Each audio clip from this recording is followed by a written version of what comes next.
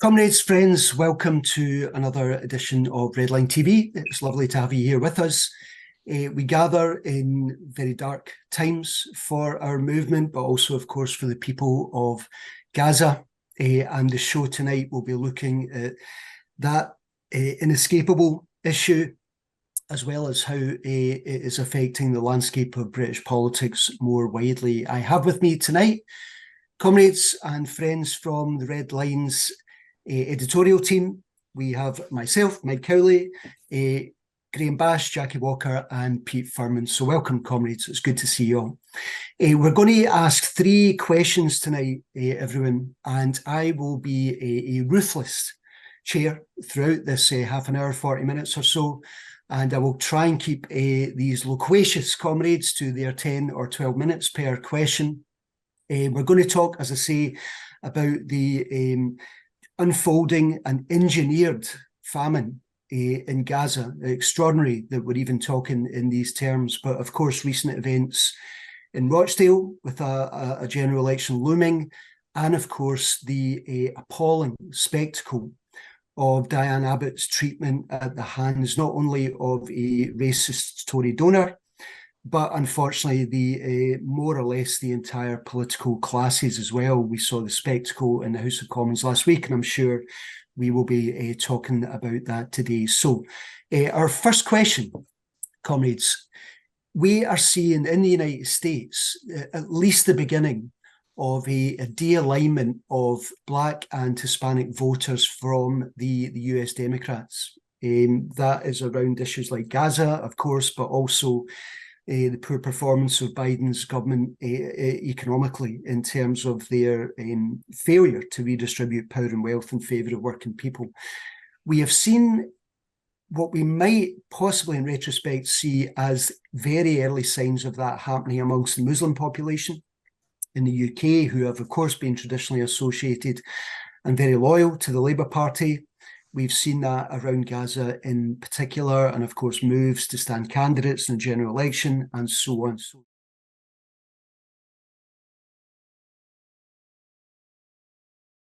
Jackie, I'll start with you.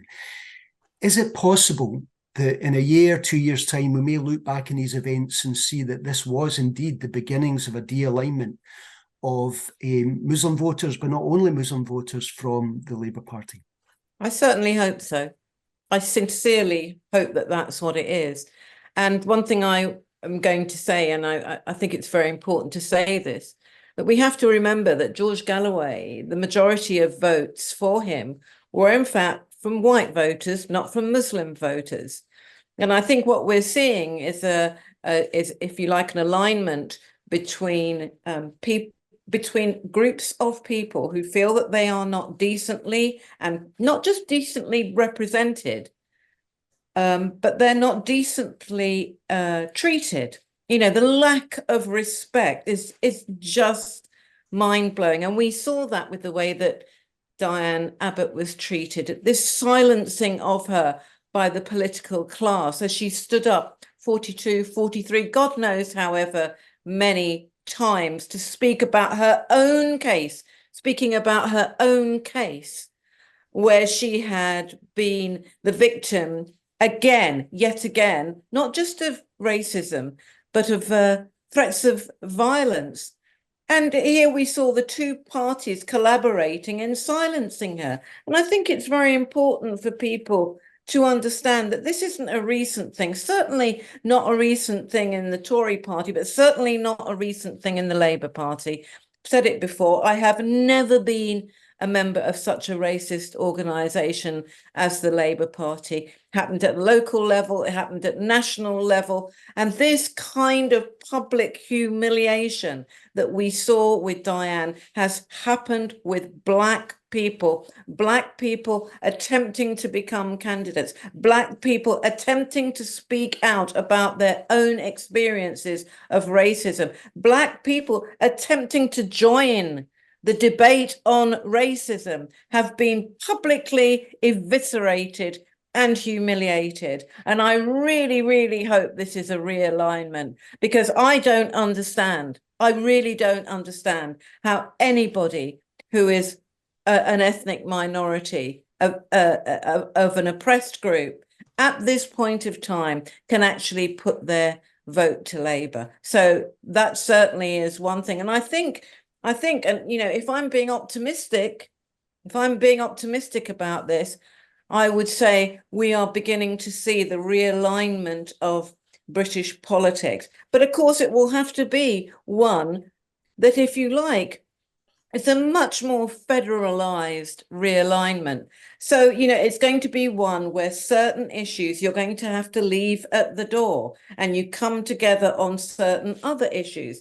Because, you know, as a black woman, you know, and the black community does not have exactly the same issues as the mass of the Muslim community, or, you know, the mass of the working class white community. And there are things that are going to be different and concerns that are going to be different. But the only way we're going to get our voices heard is to have this realignment. And that, in my view, has got to be targeted against the establishment and the major two parties. Thanks, Jackie. And I'll come to you, Pete, next. Is there a danger, as well as a more positive outlook here with this, the potential for realignment that Jack is describing? Well, I mean, I essentially agree with Jackie that the way that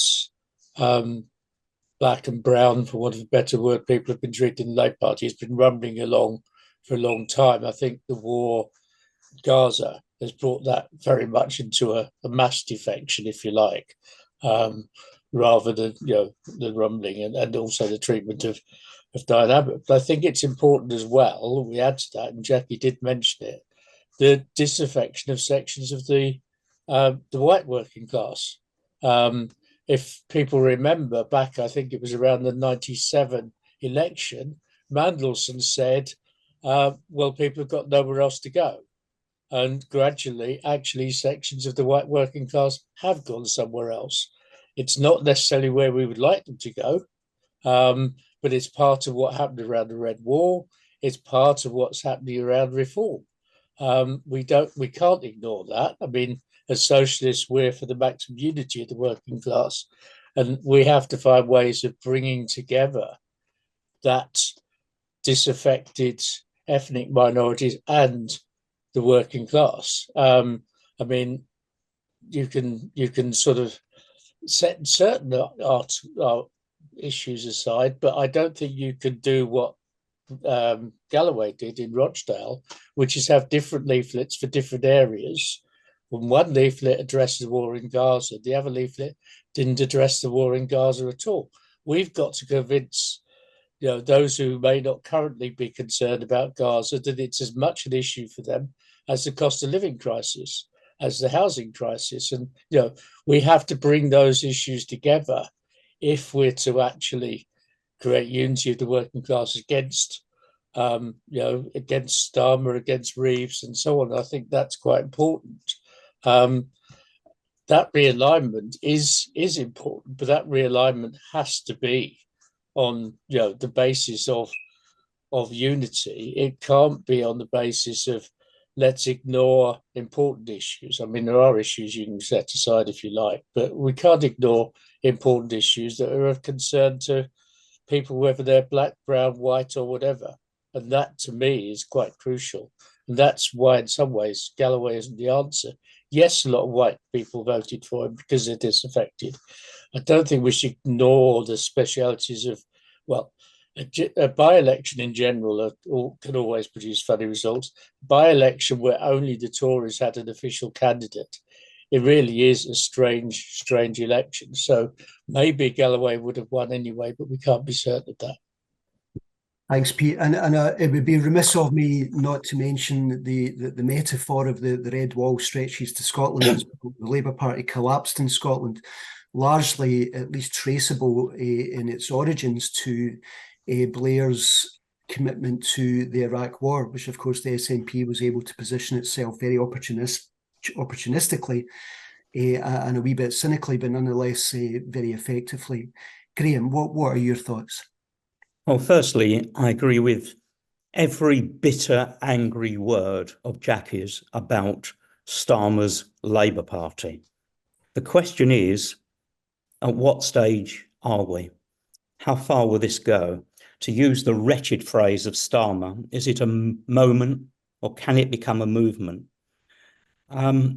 Will those votes come back to Labour at a general election when the only outcomes are either a Labour government, Labour-led, or a Labour government or a Tory government? It's too early to say, but there are seeds of hope in this if the connections that Pete was talking about can be made. And Jackie was saying that it wasn't just the Muslim vote, it's the white vote as well. And we need a movement, obviously now from below. I mean, we're not in a position where what happens in Parliament and what happens in constituency Labour parties is going to be the central issue. It's what happens on the ground. None of us should underestimate the significance of the mass demonstrations for Gaza. It points to a divide that is age, culture, politics. And at that level, what is happening is really progressive, but it's only going to remain progressive if it can be aligned with a coherent alternative, or else it will fizzle out into nowhere, because we have to build not only movements from the ground, we've got to give political expression to it, we've got to have electoral expression to it. Now, I have no illusions, and nor should we set ourselves the task or the hope that there will be that much progress at the general election. There will be certain areas, I hope, like Liverpool, Newham, like Tower Hamlets, hopefully Islington North and other areas where progressive alternatives to the existing Labour Party can actually show that they represent something big.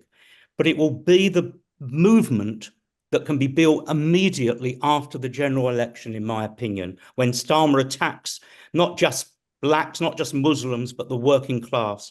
And it's that unity, that connection between the working class, the trade unions, and the Muslims and the black people. I mean, we're at a seminal moment, and what has happened to Diane Abbott and what the Labour Party has done to Diane Abbott is only a reflection of what it's done to dozens of other people, but it's more high profile. So, yep, it could be the beginnings of something important, but it's not going to come to fruition this side of a general election. Thanks, Graham. Well, comrades, let's explore that with the last two questions. Our movement, as we know, is littered with the examples of parties being formed to the left of Labour. If we were to list them, we would be here for the next half hour or so. They have never, at least not for any significant length of time, found traction. Is the same true not only for the Workers' Party, Galloway's Workers' Party? Might we in a year's time be looking back and seeing that as another failed experiment? And could I ask you, comrades, because we are Redline TV, we are known, and rightly so, for our heresies. We like to tread with them lightly, but occasionally in a heretical way. The left has always been preoccupied with parties, whether it's the Trotskyist left, whether it's the Labour Party left, whether it's the Communist Party left. The party model has been the kind of ideal type for the left. Even as we are describing in its more nebulous form as a hegemonic bloc, we've always thought of our efforts as being led by some kind of organisation. Are we seeing perhaps the beginnings of the left thinking about how to reorganise itself?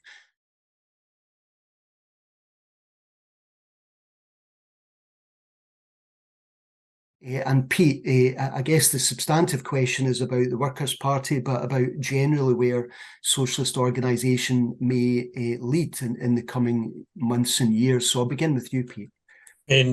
One of the big hurdles, of course, for any socialist organisation to the left of the Labour Party is first past the post. And there's no sign of, I mean, I'm in favour of PR, but there's no sign of that changing anytime soon, even though there was a majority at Labour conference for doing that. And that's a big hurdle for any new party to break through. I mean, I don't think the Workers' Party is an answer, to be honest. I do hope that a new socialist organisation emerges, but I think it won't simply emerge by people standing candidates. It'll also emerge out of the struggles that are happening, whether they're around climate change or the unions around pay and jobs and so on. I think that, in a sense, that's the way that we will create a movement. There may be a few candidates who, you know, do well in the general election. I wouldn't put store on many, but some will. But also, we should bear in mind, I mean, if I was in the North East, I'd be supporting Jamie Driscoll. But Jamie Driscoll's platform isn't so left as Sadiq Khan's in London. If you look at what he stands for, people will support him because his way has been carved out by the party machine. But his politics are not that different to Sadiq Khan. So I would support Sadiq Khan in London as well. But I think it'll emerge from the strength of the movement, and we have to build that movement rather than simply one organisation or another declaring that it is that answer. Thanks, Pete. And Graham, what are your thoughts? Well, the Labour Party has been written off and new parties proclaimed rather too often in my lifetime. So I have an element of scepticism. However, I don't think this is business as usual. In the past, as I said, we've seen all these new parties, they go nowhere. But we are in a different situation. It's both an economic crisis and a political crisis. I mean, Blair represented a real break, didn't he? New Labour from previous Labourism. If you like, he was the direct representative of the capitalist class in this country. But he didn't break the link with the unions for the simple reason he didn't have to. He was in such a strong position. Starmer's going to be in crisis from the moment he gets into office, will have to come into conflict with the unions. And I would hope at that moment that we are in, as I said, a new situation. But it's too early to say, but I think after the election, we shall see. And we should be supporting all candidates which have a real base in their areas, because this will be the embryo of what, if anything, we can build. But there's one more thing I want to talk about, and that's existing members of the Labour Party. Because I was once accused, when I said I'd be supporting this or that candidate, of saying, well, that's what Labour Party members, existing party members should say. No, they shouldn't. There's enough of us who have been expelled, enough of us who are left, who can be the workers for in these election campaigns. And I'm very happy that there's a Labour left still fighting within the Labour Party, because we need them. We need people in the unions, affiliated and non-affiliated, because it's the point of connection that must be made. So that's what I think. Unity. Outside, inside the Labour Party, we build the movement. That's where it's going to come from. But unfortunately, what forms governments? It's parties that forms governments. So we can't just say goodbye to political parties. It's not quite as simple. Thanks, Graham. Jackie, your thoughts? Well, it's about how we build the movement, isn't it? You know, and one thing I think, you know, and I think I do feel differently about this, is one way we build the movement. I totally agree with Graham that the major fight is going to be after the election. But one way you build it is by actually going through that election process. And, you know, that's a great time to debate and to meet with people and for people to find out what they're thinking. And so, you know, in that I don't quite agree. And I actually see no problem with having leaflets that are different, going to different areas. And I take my blueprint for this from the wonderful campaign that we ran against Farage in Thanet. And we absolutely, at times, you know, ran different campaigns in different areas of Thanet, because we had our core principles and we had our core aims. And I think we've got to start playing a different game. The game which we've been playing, you know, like, you know, running on a four-point manifesto, which we've all sat there, we have all sat there and, you know, thought about and argued about and made sure we agree on everything. That's done now. That is not how things are going to be done anymore. And we've got to be really strategic about this. Otherwise, we're going to lose every single time. We shouldn't be playing by their games anymore, by their rules anymore. So I'm quite happy, you know, with having one leaflet that goes to one area and another leaflet that goes to another area. In fact, why not? Just like I think the idea of having a party where, you know, somehow everybody has got to agree with what everybody else says generally, I think we've got to do away with that too. I think we should have a few core principles, and we have to have a key aim of actually building that movement. Thanks, Jackie. And final question, and I guess it leads on from the contributions of all three of you. I think we all recognise that we're in a kind of a false period at the moment, an artificial period leading up to the general election, and the gloves really will come off after the general election when we see, as Graham described, inevitably resistance from the trade union movement to the austerity policies of Rachel Reeves and the Treasury.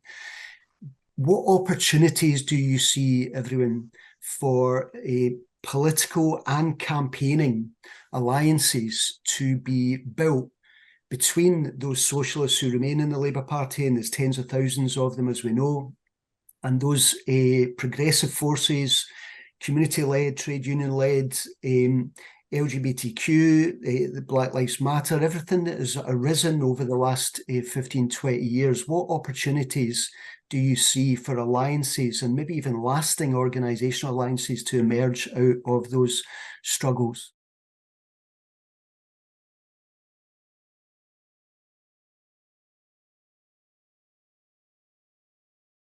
And Graham, I'll start with you. Well, I think in a number of localities, we're seeing, for want of a better word, kind of councils of action between Labour Party members and non-Labour Party members, trade unionists, black people, Muslims, fighting on the picket lines, on the RMT picket lines, etc., on the Royal Mail picket lines, and on the streets for Gaza. I mean, it's going to come from there, isn't it? And so Jack is right.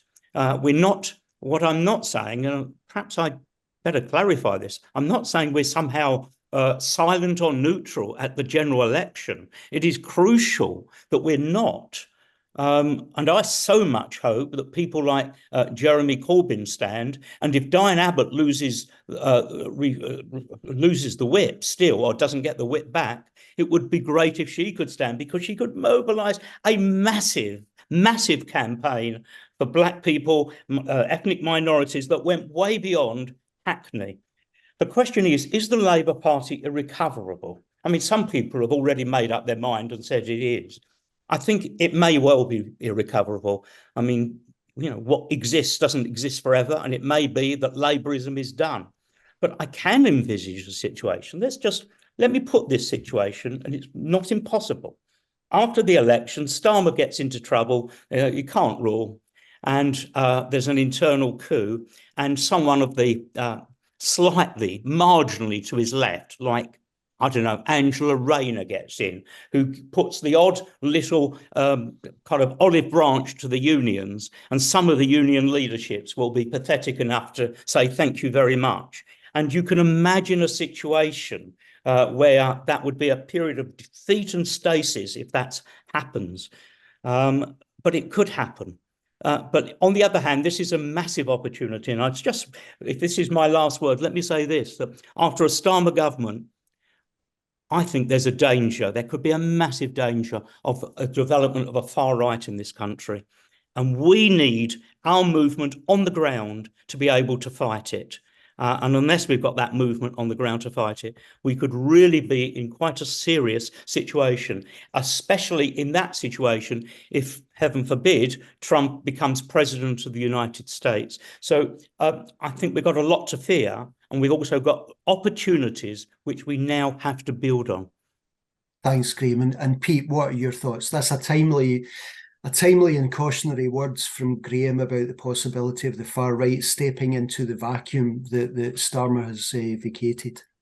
I mean, I think that point is right, but there's a lot to unpack around this question. See, I don't think it's simply a matter of saying there will inevitably be conflict with the unions after the election. Firstly, if they're not fighting now, then I haven't got great confidence that they'll fight after the election. And the line basically from the unions on the minimum service law, which I mean, in a sense, is a touchstone of where they're going, is either to comply or to leave it to the individual worker to not comply, rather than the union itself resisting and saying, "Oh, Starmer will repeal it." Well, maybe Starmer will, maybe he won't. But what about all the other anti-union laws? And I think, bear in mind, I mean, when we say it's inevitable that there'll be conflict with the unions after the election, well, there's been conflict with the unions with the Labour government in the past. The FBU left the party over conflict with Blair, but did nothing politically. The RMT essentially got themselves expelled, but they didn't do an awful lot with it politically. They sort of tagged along behind Tusk, but not very convincingly, and they dropped Tusk a couple of years ago. So we shouldn't simply say it will happen. Has to be fought for, partly, which doesn't mean we don't want it to happen. It doesn't mean we don't argue for it, but don't assume. The other thing is I can see a danger in certain campaigns, and I'll come back to which one I'm particularly thinking of, but certain campaigns, which are campaigns around particular issues, whether it's Palestine, whether it's other international issues, whether it's whatever it is, saying they, as a campaign, support certain candidates. And I think that's disastrous. It looks to me like Stop the War are going to go down that road.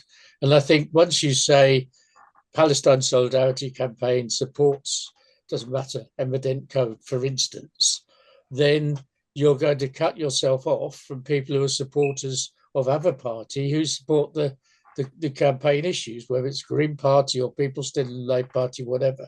If you want to build a campaign around those issues that we've been talking about, then it's got to be not tied to one political party.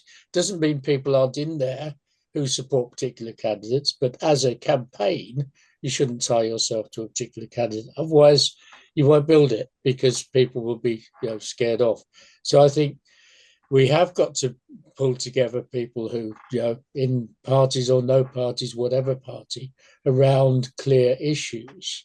But I think that has to be done very, very carefully and strategically without alienating people who don't agree with you on other issues. Thanks, Pete. And Jackie, last thoughts to you. Well, I don't know whether the Labour Party is dead forever or not. I bloody hope so. I think it would be wonderful if it was, But, I think it's a bit like a vampire. You just, it's really hard to kill it properly dead with a first past the post system. If I could find the silver bullet to do it, I would deliver that myself. But in a way, I don't think that matters at this point. I don't think that is something we need to worry about. I think our primary task at the moment, if you like, is getting the left together, getting the radical movements together again, having suffered what was not just an awful defeat of the time, but is ongoing. The attacks on us, it's not like, Jeremy Corbyn was gone and then that was the end of it. The attacks on the left are ongoing and they're not going to stop. And the fight over the general election has to be part of that fight as well. So I say I'm not really kind of interested whether it's dead or alive. Personally, I think for me, and I think for many other people as well, there is kind of no going back, because what is really, really obvious now is that in the Labour Party, if you vote democratically for somebody who is, Jeremy was like left of centre, it wasn't some big radical, it was left of centre, they will stop at nothing to slaughter you. What's the point? of being a member of a party and an activist in a party who behave like that. Other people can choose to do that. That is absolutely fine. But I think there's going to be a lot of people out there who are feeling like me at that point. So in a way, it's a bit like when people say to me, do you believe in God? Or do you believe in life after death? And I say, well, it's immaterial whether I believe in them or not, because whatever shit's going to happen after I die is going to happen. And I feel like that about the Labour Party. To some extent, I am sort of not interested in whether we're seeing the death throes or not, because it seems to me that our task is clear, whatever happens. Thanks, Jackie. And as always, a real diversity of views and a demonstration, I think, for comrades watching of how Redlines TV seeks to showcase and accommodate a diversity of views, and I guess a microcosm of perhaps the kind of conversations that will be taking place on a much wider scale after the general election. Comrades, thank you so much. We know that the absolute DNA of progressive and socialist change is hope. That's what we've all got in common. So let's keep that hope up. Let's keep that bright fire of socialism burning, comrades. And Redlines TV, we'll see you next time.